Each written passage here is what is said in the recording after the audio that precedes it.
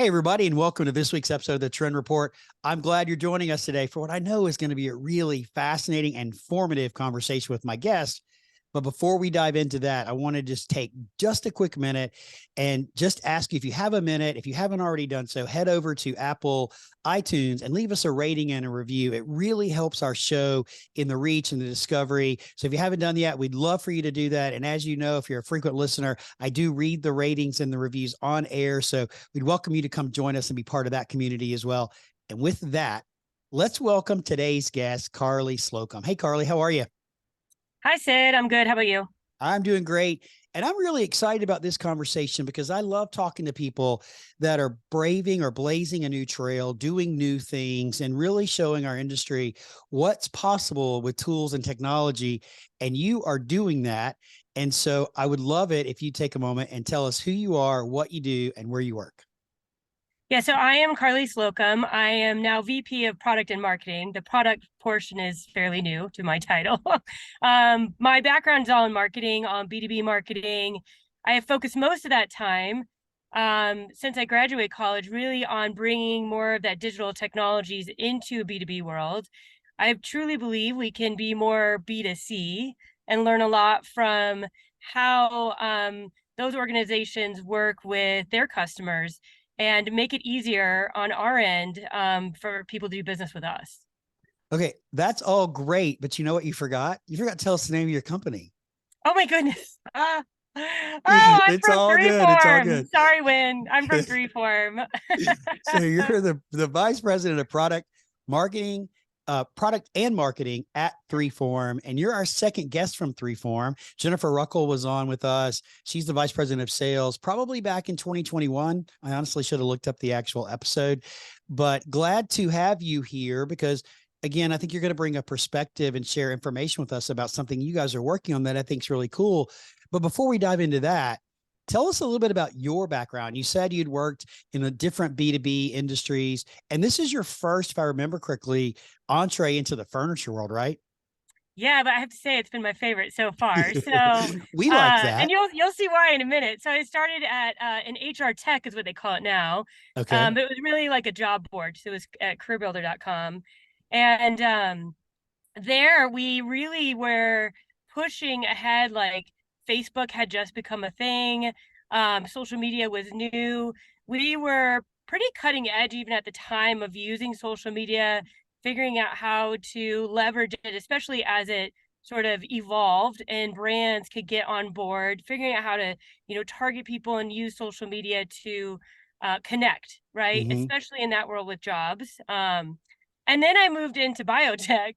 And there it was really interesting because not only is it B2B, but it was in the medical industry, which really hadn't leveraged many digital platforms, a lot of it out of security concerns, Mm-hmm. privacy concerns. So there was a lot of really interesting learnings I had there in trying to push us forward to becoming more tech savvy and using just digital opportunities to connect with patients, connect with Mm-hmm. doctors, that kind of thing. And then I came over to Freeform about 3.5 years ago, and a lot of why they asked me to come on board was because of this background in digital and just kind of trying to push forward and think differently about how we connect with our customers and their end users and what that might do for our business. So I appreciate that. I'm always interested to learn how people got into our industry. And I know my listeners will agree that we're really glad you're hanging out with us and that it's your favorite by far because most of us come in and get into the industry and we never leave. And that's because it is a really fun place, a little really fun industry to work in and be part of. And one of the things I enjoy most about it is how it's evolving. I think over the last, let's say, 3 to 5 years, I think our industry is really taking big steps forward. Now we're being pushed a little bit, and I think being pulled a little bit as well with some transitions or transformations, as we might talk about them. But the term digital is something that we are paying attention to, but I don't know we're paying attention to it enough. So I would really welcome your thoughts about why is having a digital strategy important to a business, whether it's a manufacturer, a dealer, or an independent rep? Why do you think that having that strategy is important? Yeah, I mean, and I think this goes back to the beginning of my career. It's about going where people live, work, and play, is what we had always said for many years, and that just evolves, right? And in 2005, it was all social media, and that's where you interact with people. But that continues to evolve on what platforms are your customers at? What platforms can you use to really connect with them? And then even more so, the sort of different ways that you connect with different types of people on those platforms. Because you say, well, you're obviously going to interact with somebody differently on LinkedIn versus, Hmm. another social media platform like Instagram, or what you're doing with your website and SEO. And those are all sort of basic components of like what we've been using tool wise for marketing for a long time. I'm more excited about really how a lot of this, I think, set the stage for the future, Hmm. and what this may look like in the years to come, where you can actually connect with people differently, and it be more Hmm. even more engaging. It's a little bit one way sometimes, and it feels, even though it's more connectivity than it has been, it's not necessarily like a one-on-one personalized journey with a company or a Hmm. person, right? And so I think that a lot of the technology and a lot of the approaches are sort of laying the foundation for some really cool things that could happen in the future. I Sure. think a lot of it's not defined yet. It's like, hard to even define what the metaverse is, or like Web3. Um, but I think the more that you dabble in trying to build different ways to engage with your customers, the more set up you will be to kind of embrace some of those Hmm. technologies and figure out how do you utilize them for your brand that makes sense for your brand. Absolutely. And I think that's a key point. What makes sense for your brand, right? And you touched on the metaverse and Web3, and that's like a whole nother rabbit hole that we could go Mhm. down and talk for hours about what's possible. But I want to go back for a second. And I think what you highlighted about digital strategies is that it started out as social media. That was the original digital strategy. How do we use Facebook, then Instagram, and then LinkedIn, right? And I'm not sure they came in that order, but there was Mhm. MySpace before that and all that stuff, right? But I think then you added websites, and having a digital strategy today is about a lot more than just social media, than just having a website. This is a digital strategy. Being on a podcast, hosting a podcast, being a guest on a podcast is part of a digital strategy because it's not an in-person event, right? You listen on a phone or on a device or on a website. So digital strategies are bigger than what most people immediately go to, which is social media. Mhm. Yeah, And I it mean, in the stops early them. days, it was, some basic website optimization, social media, email marketing, Mm-hmm. then retargeting sort of entered the game. And but you're right, it's evolved into where you have these really great platforms for, video or Mm-hmm. for audio. And I think that the future to me is like, okay, at some point, all these really cool technologies will converge, Mm-hmm. and we'll create sort of these different environments that different companies, different brands, different people can utilize to connect with their audience. Well, and you just talked about one of my favorites, which is video. And I think as an industry, it's something we have not really embraced. And I'm not talking about long form video that's got a pre roll and then an in roll and it's all professionally done. What I'm really talking about is that short form video in the vertical format now, almost on any platform that people consume like mad. I Mm-hmm. mean, short, less than a minute content. And I know as my listeners are, I know as you guys are thinking, oh, that can be really hard. It actually, it's easy, it's challenging, but it also can be a lot of fun and drive a tremendous amount of engagement if we leaned into video in a way that brought people into the world that we live in every day. Yeah, I totally agree. I think video is something that we've used at Freeform for quite a while. I think, but it's evolved, right? Yep. And so we used to do these like beautiful product videos, and we still do. But I Mm-hmm. would say that really where we get the most views are on things like TikTok and Instagram Reels. Mm-hmm. And what's been really fun about those platforms is that I think you can bring your personality and your culture across so much better than these like super produced, like, videos that were beautiful, but you didn't really feel necessarily connected to the environment Hmm. that's that where that product is created. And so we kind of just dove in. We've done a lot of TikToks. It's hit or miss on whether they get many views, but I do think it shows our personality. I think we've been able to have a lot of fun.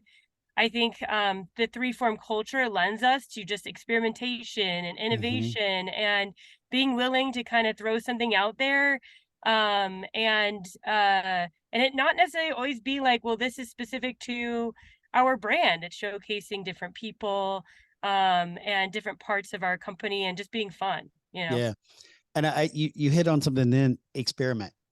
Don't be afraid to experiment with what it is you're trying to do. And maybe you don't get a viral video, not that any of us would, but maybe you don't get a viral video. Maybe you only get 50 people that engage in the video. But what if 25%, or let's say half of them, let's even get 25 of the 50 that engaged in the video, were specifiers or were your ideal customer? And all of a sudden they reached out to you because they saw this funny video that gave them a glimpse of who you are as a company and your culture. And they're like, hey, I really want to engage with it. This is a fun group. This is a dynamic group. Let me reach out, or let me go do more research. So don't be afraid to experiment with what works. And it's okay to step outside that proverbial box and try something new and different. Wouldn't you agree? Totally. And I think if you don't, you're gonna get left behind. And I think it's okay, especially how quickly um, you know, you can post a tweet and it's gone in 2 seconds, right? Right. Like you can post a TikTok and nobody really sees it, but it allows you to play around with the platform. It allows you to understand how to use it so that as those platforms evolve and new ones come in, you have a much better grasp on how to use them and how you might be able to leverage them for your brand, versus never touching them. Sure. So I think that's hugely important. And we're doing that in a number of different ways. Like we just built our first virtual showroom. All right, Uh, I'm gonna stop you there because I want to jump into that real okay. quick, actually, because what we talked about previously was that you guys have been on this digital journey, and you really been trying to figure out ways to connect with customers that are maybe a little bit different. And you said, let's make this decision. You guys as three form made this decision. And what was the first decision that you made? As far as digital as a whole, or for the No, that showroom? prompted the virtual showroom. What was the first decision that you made? Yeah, so I mean, we participated in NeoCon for years, NYC by Design, like a number of shows, and I think one of the things that we had to grapple with is we're a fairly well-known brand, or at least I like to think so. And Mhm. then, You but are. on the flip side, we're a small manufacturer. We don't have like the type of dollars to spend like a large furniture company. Mhm. And so when push comes to shove, you kind of have to look at like, okay, if we think about our business and what we do are all these materials, and the hard part is you can do anything with our materials. So, Sure. which is great, but on the flip side, it becomes difficult to translate that to a customer who, it just seems almost mind blowing of like all the things Mhm. you could do. So when we were faced with whether we renew our lease at Neocon or do we go in a different direction where we have invest in a virtual showroom and then we also invest in more personal visits by our customers to our Salt Lake City facility, we really had to weigh it out, and it was difficult. It was a hard decision. Mhm. Quite frankly, I'd love to be involved in Neocon moving forward, at some level, right? Yep. Regardless of whether we have a huge showroom or not. I think there's a lot of value to that. But when we had to weigh our options, we decided to roll the dice and build this virtual showroom, and at the same time, pair that with bringing customers to our headquarters. And I think the value of those two married together is really important.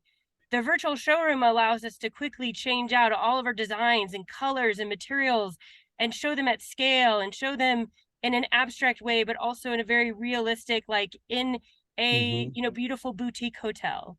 And then on the flip side, having our customers visit us here, they can see that everything we do is by hand. Like Sure. every sheet that we lay up in our factory is done meticulously by hand and made to order. So you don't really grasp that when you're at a trade show, but pairing those two together, I think really allows you to experience the breadth of our materials, but then Mhm. visit us and see kind of the unique bespoke aspect of our materials Sure. as well.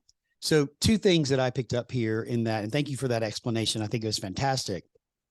Is a trade show, whether it's NeoCon or a regional trade show or ICFF in New York or whatever it might be, healthcare design, whatever it might be, only gives you the opportunity to show a small sampling of your product in a very specific way, right? In your case, it's samples, little 3x3 squares or chips, right? For a furniture manufacturer, it may be only one piece of 100 different pieces that they have. And so that was one aspect of it. The expense associated with it to look at, okay, we get just it. I love NeoCon as well, so we'll pick on NeoCon for just a moment. It's a 3-day event. Actually, it's a 2-day event. And so you get a very small window of time to actually introduce people to your product if they come to your floor, if they were intentional about it, or they see you and they want to stop by, right? And it's limited. We're leaning into a digital strategy, in this case with a virtual showroom, it became unlimited Mhm. where anybody could visit any time of the day, 24/7, literally anyone from around the world. And not only can they see small samples, they actually get to see real life installations so that they can see what the pattern of the leaf looks like on the full 4x8 sheet of paper married side by side. So now all of a sudden they have a better experience, which was really the thing I was after. What you've done is focused on creating a dynamic customer experience that helps the customer build your brand and also helps grow your revenue. That's right. And I think and again, I think you have to go back to what are you selling? What are you Yep. producing? Mm-hmm. And furniture manufacturers may always need to have some place where somebody feels and sits down on their furniture. Mm-hmm. For us, you don't sit on our materials, right? They're partitions, they're art pieces, they're tabletops. And so really what we try to communicate is how does this color or this design interact with light, and Yep. how is it going to uh, create a space that allows the light in, but it enhances, the surroundings and makes people want to Mm-hmm. be there. That is something you can accomplish in a virtual world. Whereas maybe other brands are going to grapple with that because people are going to want to touch and Mm-hmm. feel it a little bit more, and they can't necessarily get that out of a sample. So I So, think, yeah, oh sorry. no, so I think first off, what was the process here? How long did it take you to create the virtual showroom and describe it just a little bit? I think you've given us a little bit of glimpse. I have a disadvantage, or have an advantage over our listeners. I've actually seen it, and we will put in the links in the show notes, a link to go out there and check it out so everybody can see it. But talk to us a minute about that journey. Like, how long did it take you once you said, this is what we're going to do to get it up and going? Yeah, I mean, first we had to figure out like what is the concept. And we Mm-hmm. had two really big I guess opportunities that we wanted to pursue. So one was, how do we educate our end users on the different types of materials we have? Because we have Varia, which is perfect for partitions, chroma for tabletops, glass, so on Mm-hmm. and so on. So we decided to create this like hub, is what we call it. And it's kind of a museum of materials. And so it's there that you can walk through sort of this museum and see things that are heat formed, see color, see how light is transmitting through those panels. But I think even more importantly was the other experience, which is you can go to, right now we have a healthcare building that's live. We are working on our hospitality building. So we call it a campus. So you start in this like hub where you Mm-hmm. learn and understand the materials, but you can quickly navigate over to a healthcare building that shows exactly how designers specify our materials today. So reception desks, partitions blocking off waiting rooms, head walls, like all of these different ways that our products are commonly used. And the idea being there is a designer doesn't have a lot of time, right? Everybody's Mm-hmm. crunched for time. So if they can hop over there and be like, oh, I see how this is done in this reception desk. I'm going to click here and this is all I need. This is exactly what I need to specify. It makes it super easy to go Sure. down that journey. And so ideally in the future, I just wanted to like give them exactly what it is. They could even pop in their own panel and they can download that, put it into their, into Revit or CAD and be able to go from there. But yeah, we just wanted to be really realistic. And so we built out healthcare. We've got hospitality coming in the next 2 months. We're gonna do education, corporate, a number of the typical sort of vertical markets that we are Sure. specified in. So you took the approach of let's educate the community, the consumer. And in your case, that could be an end user, a designer, an architect, or an office furniture dealer for that matter that wanted to use your product. So you took the opportunity to educate them, and then you start showing them real life examples in a digital format that have light coming in different ways. You can do different lighting in the ceiling to see what it looks like, how it reflects. And you're also showing applications now real life where maybe they had not thought about using one of your products on a head wall, or maybe they hadn't thought about putting it on a desktop or whatever the case may be. And now you're showing that to them, which spawns ideas and creativity by your ideal customers, which is fantastic. And you're building out more and more and more of these. And so I really love the approach. And you've also made it easy for them to order a sample, right? If they see something they like while they're there, they can quickly go and do it. Correct? That's right. Yeah, you can land on something and there's, if it's within a product, so hardware and the material, you can click on it, go right to the material and just order samples off our website. They're free. Of course, we're on Material Bank, so you can go there, but the virtual showroom takes you right to our website to order free samples. Or you can click on it and go to the product page where it's the whole solution. Sure. And you can just download the Revit files and then go from there and start designing out your space. So that's a very easy customer experience. They don't have to stop and try to chat with you. If you guys have a chat bot on your website, I don't know if you do or not, or have to try to call you or reach out to their sales rep. They can do everything right there. And I think for me, what's important is they can do it at their own pace when they want to at their own time. So maybe they're doing it during the workday. Maybe they're not. Maybe they, fed their family, put their kids to bed or whatever the case may be. And they decide, let me go and look at this and let me pick out some finishes, and they can do it at 10 o'clock at night if they want to. And we know the world of digital, people work around the clock doing a variety of different things. So now it's open to everybody versus a 2.5 or 3 day event where you can only see a limited example. Yeah, that's right. And I think, I've been building digital journeys basically my whole life. Mm-hmm. And I think regardless of whether it was 10 years ago, 15 years ago, one of the things you always designed for were the different types of people that you work with. Mm-hmm. And our reps are fantastic. Our reps are what makes 3form go around. I think where we have to figure out and where we're trying to meet people at is when do they want to interact with a rep, if at all. They may Sure. call a rep right out the gate, great. But we can also take them down this digital journey and get them pretty close to where they want to be. And engage a rep when they're ready to, and Mm-hmm. so they may get all the way through the process and not need a rep at all, Mm-hmm. or they may get to a certain point and they're like, I just want to make sure I'm getting the right gauge or finish.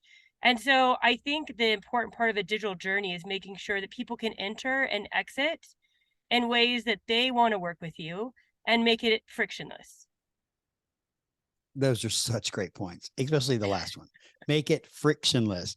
So I love what you're doing. And I know that there are a lot of people that are engaging with you, but can you tell us a little bit, Karli, about what's the impact been so far? Like what kind of results are you seeing since you made this change?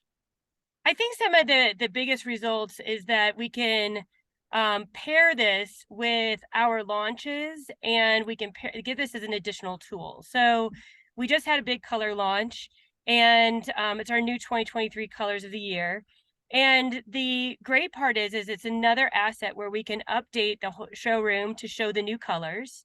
And then when we talk about our color collection, we show it through samples, we show it through photography, and then it's like, hey, go check it out in the virtual showroom and see what it looks like in these different solutions. And Mm-hmm. then, go get your free samples. And so I think that one, it's already had a good impact today, but I'm kind of more excited about what we're going to do in the future.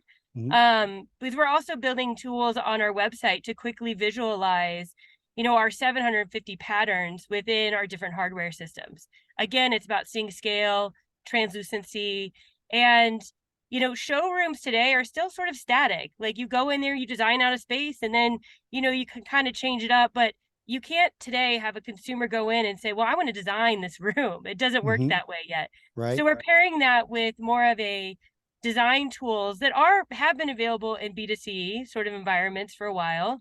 We're actually using the same software as Crate and Barrel is, so I'm not sure Oh, if I need to wow. say that, Okay. but and the idea being is that, you know, you don't even have to leave our website. You can go on, find a pattern, a color you really love, see it in a hardware solution, see what color of finish, hardware finish you want, and then download everything you need and go from there. Mhm. And again, only really need to interact with a rep on if you really have additional questions. I think for us, kind of the biggest barrier I'm trying to break is that we have a perception that we're all custom. And Mhm. with that comes an idea that we're very expensive and that we have these long turnaround times. And the reality is we have these really great standard products that fit and solutions that fit a lot of applications. And so I want people to be able to experience that without like the friction of having to pick up the phone, of having to call a rep, of Mhm. having to, you know, completely customize their own design. They can start with what we've got and then go from there. So I It's think almost like you have that, two buttons, right? First button says yeah, see our quick ship program. Second button says see our custom program, and they can choose whichever one they want to. Sid, that's exactly where we're going. Oh, I love that. I love that because some people need it quickly, right? Some Yep. people are willing to wait. But again, I think you're meeting the customer where they are. You're giving them the tools that they need. And you're saying, hey, you're debunking the myth that we're expensive and long lead time by showing them, hey, we do have in stock quick ship products that ship really fast, but we also have our longer lead time products. So you're showing them, again, educating them and allowing them to do it on their own pay at their own pace at their own time. And then the other thing you've said a couple of times that I really, really appreciate is removing the friction from the process. Mhm. There's a lot of friction in our industry. There's a lot of back and forth. And now you're giving the specifier, the dealer, the end user that control to say, I will reach out because you're giving me everything here. I will reach out to you when we need to reach out to you if we are needing additional information or samples or whatever else. Yeah, and I think that the other key part of this is pricing. Mhm. So what this Are the you putting visualization pricing on your tool, website? You're putting it on your website yes, in we will linear be. foot or square foot? It's actually we sell by panel. By panel. So So yeah, so the it's a four by four by eight eight panels. panel, and Sorry, so I'm the asking too total many cost of the technical panel. questions. Yeah, that's all right. You're So putting the panel up there. So you're yeah, putting the pricing out there, which is something that our industry has really, really not wanted to do and push back on, especially in a B2B position, because it feels more B2C to see the price there, right? So you're yeah. putting it front and center. Yeah, and the visualization tool, I think it's twofold. It's one, it allows somebody to see exactly the, you know, the pattern and color and the panel and the aesthetic that they're looking for, but the price. Mm-hmm. Because as soon as we do that, you can now filter by, well, what can I get quickly and less expensively? Mm-hmm. Or I'm looking for some huge showpiece, you know, like I don't care how expensive it is, like you can start really narrowing down your decisions that way. Mm-hmm. I think that's very similar to what you mentioned about quick turnaround. Like we have some hardware finishes that, you know, we can turn around in 2 weeks. There's others that take 8 weeks. If you're a Sure. designer, you want to know that. But I think price transparency is huge. Mm-hmm. um I think there is a connotation that when you can't see price, you assume it's too expensive, Yep. right? Or you assume it's got this huge price tag. And Mm-hmm. the reality is we have a pretty wide spectrum of materials, some that are really, really affordable and not near what people would expect, and some that, of course, are on the higher end of things, right? The whole spectrum. And so Okay. I think it just helps people make choices, you know? So I love that you're using your website for all of this because that's the home base, if you will, for everything. That's where they go to start on this virtual showroom journey. Um, what is or are there gateways? Because I understand that lead capture is so very important. And putting that name and that email address in, it's like somebody saying, in my opinion, it's kind of like the golden ticket of marketing and sales. They're saying they've been to your website and they've said, I'm interested in this or I want to buy this. And they give you their name, their email address, and their phone number. Mm-hmm. So, what point do you have the gateways or do you have any gateways? That's a big one. So I think, and lead generation is actually a lot of my background, Sure. B2B marketing, which makes Hmm. sense, right? I think for us, we have a couple of different gateways. The biggest one is somebody showing interest in our samples and Hmm. ordering samples. And um, they do that, like I mentioned, either on our website or material bank. To me, that shows the most interest. I Correct. think a lot of what we're trying to do internally is help our reps understand when and how to interact with somebody. Hmm. So if they're on the really early like concept design phase, they need a different interaction than somebody who's in the specification phase. Sure. Um, and even within that, there's nuances. So Hmm. I think the biggest opportunity we have is to figure out when we get these leads from different sources and thinking about the quality of those leads. So if somebody orders a sample, it's much different than if somebody just signs up for our newsletter. We treat them very Sure. differently, right? Hmm. But I think the other big aspect of this is when you've been in an organization where your reps, and we call them material consultants, they have just always leaned on that relationship, and which is still very important. But Hmm. when somebody comes in and they're at a different design phase, maybe it's somebody they don't know, they need to interact with that person a little bit different. So really what we're thinking about is more of that customer interaction side more Sure. than trying to necessarily drum up more leads. We actually get a lot of leads. I think it's more about like how do you interact with them and at Sure. the right time. Well, I think people underestimate the value that a tool, technology tools and digital tools can get what the let me say that again. I think people underestimate the value of technology tools and digital tools for lead generation because it's a great way to capture leads, right? And so I remember somebody not too long ago, Karli, tell me, "Oh, we got this great new tool on our website. You should go check it out." I'm like, "Great." I go to check it out and I can't see it until I give them my email address. Oh yeah, yeah. The capture, Yeah. that gateway, as I refer to it, is at the very beginning. I'm like, what do you mean it's at the beginning? You got to at least tease me with it. Let me go in half the way and see part of it before you make me give you my email address. And then because the perception is when I give you my email address without asking for information, you're going to spam me. That's the perception, right? But in the case of you're letting them go in and do, when they get to the place of I need samples, well, we can't send samples without your information. So absolutely, we need your information. That's very logical. That's also, again, tying directly to that customer experience. And it's making me have a great experience with your website. Right. And Yeah. so that's why I was asking, like, where are the captures? Because I've seen so many people do it bad. Don't make me give it to you first. Bring me in and get me, because when I do fill out that form, I am telling you, I'm asking you to contact me.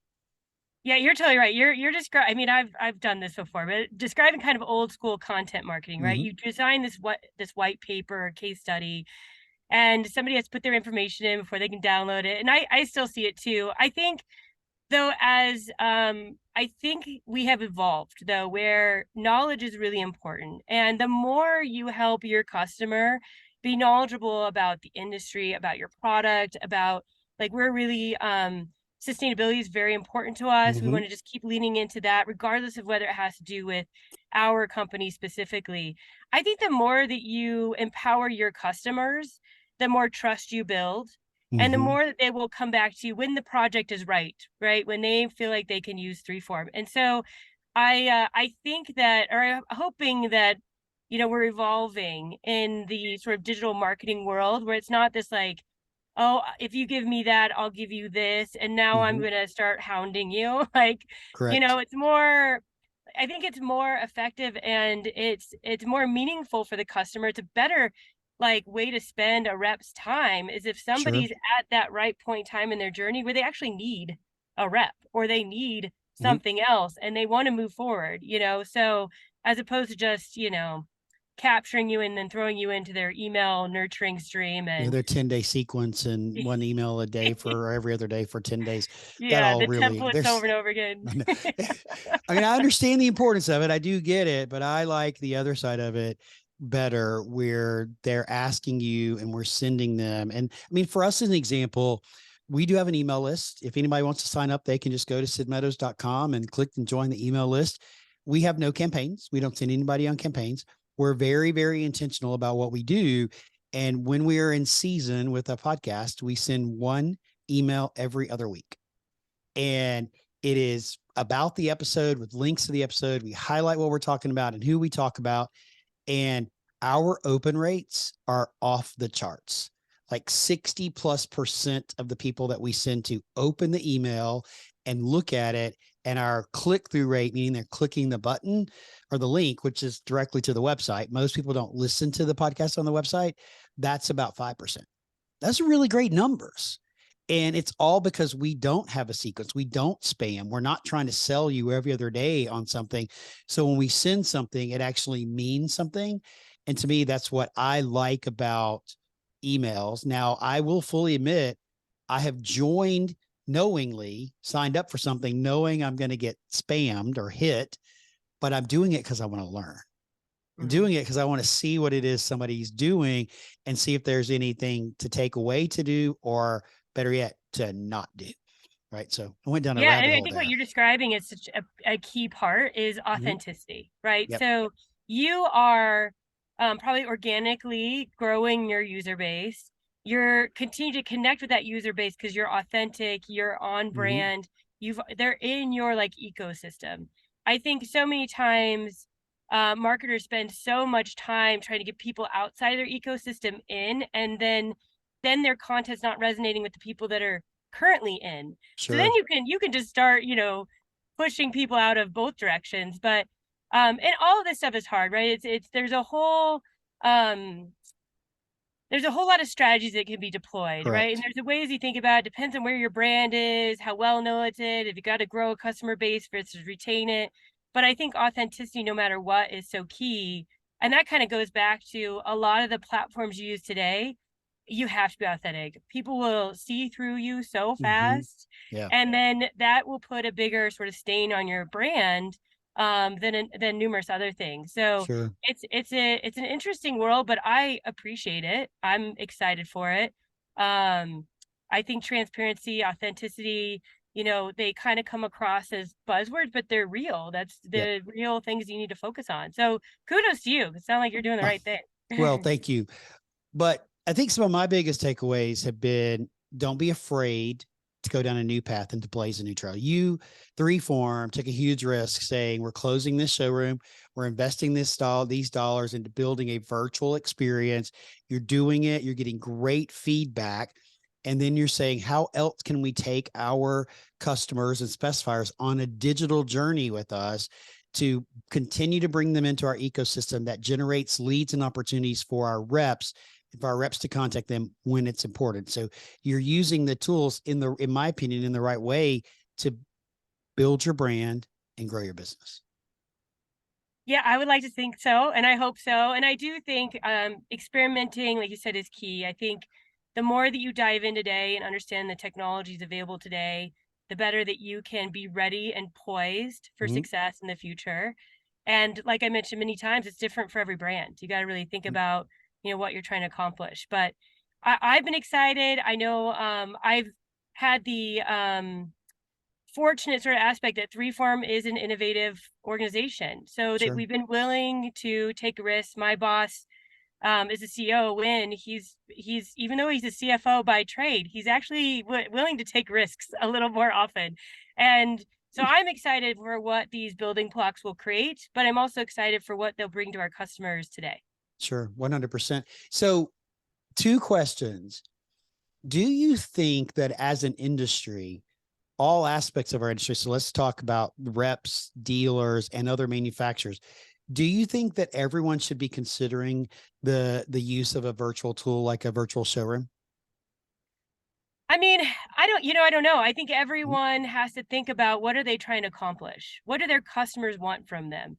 I Mhm. think for us, there was a pretty natural, you know, um, sort of strategy to say, okay, this makes sense for us and how we want to display our materials. I mentioned earlier, furniture companies, there's a tangible part of maybe sitting in a chair or, sitting or, touching and feeling the furniture.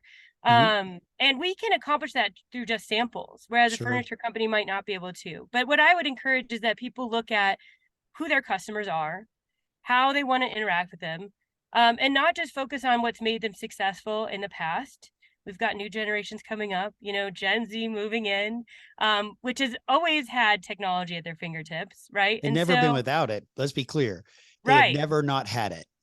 that, and I think there's a really cool aspect of like they're going to be able to teach us stuff, right? Like Mhm. I learn all the time from our social media manager who does our TikToks. Like she urged me to do my own TikTok the other day because I was like, well, I really need to learn.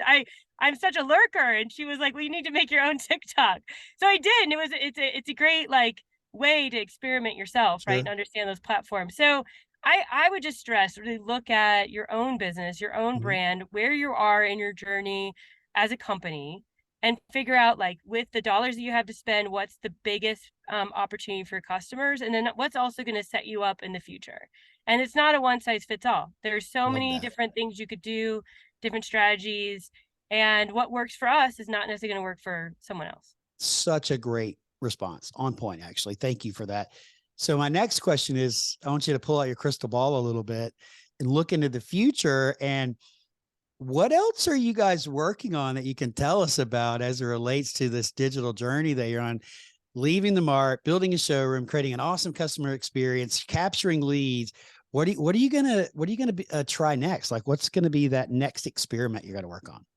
If you want to I tell think, us. well, when it comes to virtual, I think we're just scratching the surface. I would Mhm. love to see a future where you could do a guided tour and a customer in a virtual setting can say, well, show me this partition in blue with some sort of linear pattern. And we could just switch it right there. And there'd be like almost like a personal interaction in that virtual space. I would love to see that. So That kind of metaversy Yeah, ish. metaversey, but Okay. in a way where it's really personalized. And It's a interactive, right? You one-to-one got a real journey, right? person you're talking to.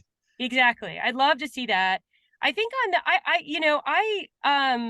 I'd love to see as a participant in Neocon. And I think there's different ways that Mhm. a company like ourselves should be thinking about where we could partner with different furniture manufacturers or carpet manufacturers. We don't supply those goods, right? So we are Mhm. designers are looking at those spaces holistically. And so if we can show them whether it be in person, like whether it be a traditional showroom or virtually, if we can Mhm. show them how all of these different components come together to create a space, that becomes a one-stop shop for a designer, and makes it easier for them. And then they can show that to their end user, which they have to sell, right? So Mhm. I think there's different opportunities in both the sort of virtual space, but also in person and really leveraging. And then there's crossover, right? What do they Mhm. experience in person or virtually that then they can experience on the flip side, right? Sure. So I think there's a lot of really great opportunities that I'd like to explore and find some willing partners to go down that path with me. And but that's, only what I can imagine today, like Mhm. Web3 and metaverse, you never Whoa. know how that might evolve. And I just want to like stay on top of learning and understanding so that we Mhm. can be ready to. I'm sure some of the listeners are going, what is the metaverse and what is Web3?